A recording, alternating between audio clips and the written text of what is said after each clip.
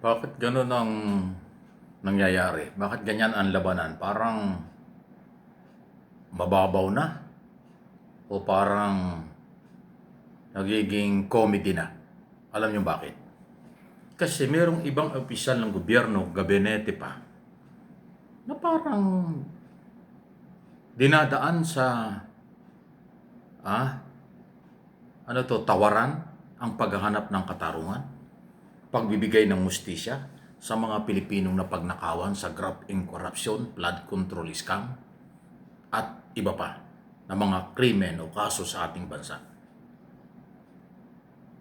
Alam niyo bakit? Kasi si Secretary John Vic Remulla ng DILG, dahil mahilig itong magpa-interview, mahilig sa media, hindi ko alam kung anong layunin. Aba, isipin mo, para bang pag hindi reward system ang ginagawa para mahuli ang mga akusado at may warrant of arrest na maaaring pugante na, ay magdidemand pa ng pera bago makipag-usap o bago kausapin yung mga taong pinaghahanap ng batas kasi merong court order, warrant of arrest, graft and corruption, malversation of public funds sa korupsyon sa gobyerno. sa gobyerno. Bakit ganun? Kasi sample lang. Yung kay Atong Ang na involved sa napakabigat na kaso dahil sa mga isyu ng sabongerong nawawala. May reward na 10 million pesos. Ibig sabihin, hindi lang kayang hulihin. Kailangan ng tulong ng mga taong gustong magka-interest sa 10 million. Reward money. Yun ang purpose nun eh. Hindi nila kaya. Gusto nila mapabilis. O ito yung pera, tulungan nyo kami. Parang pag-amin na hindi kaya ng mga otoridad talaga. Kakabahala yun. Tapos ngayon, pinapalabas pa niya na billionaire daw. Totoo naman. Si Atong Ang.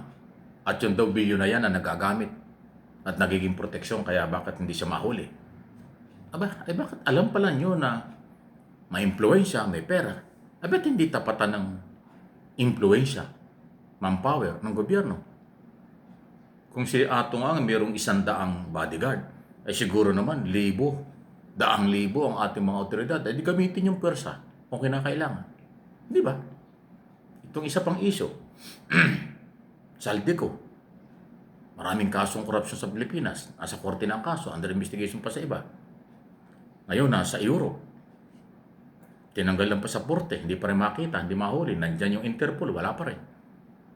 Tapos ngayon, ang demand ng gobyerno, magbalik muna siya ng 59 million pesos sa halagang $1 billion bago daw kausapin siya.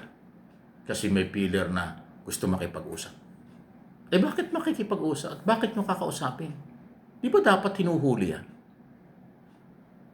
Tapos magdidiman kayo bago kami makapag-usap, magbigay ka muna $1 billion. 59 million pesos yun dahil 59 pesos ngayon ng $1. Ano yun? Dapat doon pa lang sa oras, nagsabi na gusto makipag-usap, doon pa lang dapat may proseso na ng pag-aresto, pag-identify kung nasan. Eh bakit pera kaagad ang hinihingi? Ano yun? Makikipag-usap lang, kakausapin lang niya yung taong pinaghahanap ng batas, kapalit ng $1 billion. Eh paano pag hindi nagbigay ng 1 billion? So hindi niyo kakausapin, hindi na rin huhulihin, ganun ba? Oh my goodness, nasaan ang katarungan? Nasaan ang hustisya? Kaya tayo pinagtatawanan eh.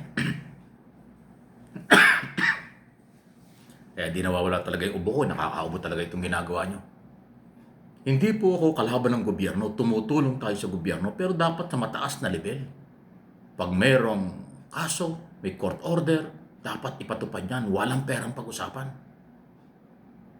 Diba? Kahit sa sulok sa buong mundo, merong kapabilidad, manpower, kapangyarihan ng gobyerno para habulin yan. Sa ibang bansa ba, ganyan meron bang nangyayaring bansa sa mundong ito na ganyan ang galaw? Pag hindi mahuli yung mga otoridad kagad-agad naglalabas ng pera, reward money. O kaya yung taong may warrant of arrest bago kausapin, hihingan muna ng pera. Ayan, ang galaw ng gobyerno ay labanan ng korupsyon dahil nanakawan ang pamahalaan at ang taong bayan. Ay din lahat ng suspect Huwag hingan ng pera. Hulihin at kumpiskahin ang lahat ng kayamanan kung galing sa nakaw. Ang kayamanan. Pero yung hingan mo ng pera para mag-usap lang kayo. Paano nga kung hindi magbigay, so hindi susuko? Pag nagbigay naman, tapos na ba? Dahil nagbigay na ng $1 billion. Ganun ba yan? Ako, huwag pa bigla-bigla. Hindi ko rin maintindihan. Parang statement ng isang ambisyosong politiko. Sa aking opinion. Parang statement ng mahilig sa publicity. Para mapag-usapan. Ayan, pinag-uusapan ka na ngayon. Pero wala akong nakikitang linaw dun eh. Kasi talo tayo dun. Nag-demand kayo ng malaking pera, so isipin ng tao, hindi na ako makipag-usap sa inyo, magtatago na lang ako. Yung 1 billion demand nyo sa akin, gagamitin ko lang sa pagtatago. Sigurado maiikot ko yung buong mundo, hindi nyo makikita. Sabi, malaking pera yung $1 billion. Samantalang kung kinausap ng mahinahon, kung naimbisi, o gumagawin ng lahat ng paraan para makita at makausap, pag nakita mo, hulihin mo na. Kahit na makipag-deal pa yan o magkita tayo sa isang lugar, usap lang, o sige, pumayag ka. Tapos pagdating doon, dala mo na yung warrant of arrest kasi hulihin mo na. Kasi yung court order, wala naman sa court order na ikaw yung makipag-negotiate eh. Wala naman sa court order na mag-demand ka ng pera bago hulihin eh. Diba? Walang ganon. Kaya kahit na mag-usap kayo, sa oras na mag-usap kayo, hulihin mo na, magbigay ng pera o hindi. Kasi yun ang warrant of arrest. Yun ang court order. Walang exemption ng court order. Ang court order, arrest warrant. Wala sinasabi ron na makipag-negotiate kayo, manghingi ka ng pera, at mag-meeting kayo, at pakinggan mo ang demand. Walang ganon. Arrest ang order. Kahit sino, kahit anong oras. Hulihin, ikulong, panagutin, at isumailalim sa trial, due process. Ganon dapat eh. Ay, naku naman, sekretary, pambihira naman, no? Ay, puro pera na lang eh. Katulad ng Saldico at Atong Ang, napakaraming pera na mga yan. Mga bilyonaryo, hindi lang piso, dollar talaga. Sa palagay nyo, magugulangan nyo yung mga yan. Mahingan nyo ng pera para sumuko. Yun yung 10 million reward money kayo, barya lang kay Atong yan. Tumbasan niya ng 1 billion. Yung nagkaka-interest na ito, isuko siya, atras na dahil may 1 billion. Sabi ni Remulla, sa loob na ng 3 taon, kumikita ng 1 billion per day si Atong Ang sa sugal. Abay, napakaraming pera sa loob ng 3 taon.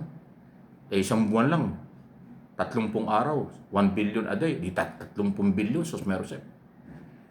Alam niyo yung kapangyarihan at pera ng dalawang parehong hinahanap eh. Pero ang pinag-uusapan pera-pera. Nasaan yung warrant of arrest? Bakit hindi yan ang ipatupad? Kahit sinong humarang, pag court order, walang pwedeng pumigil dyan.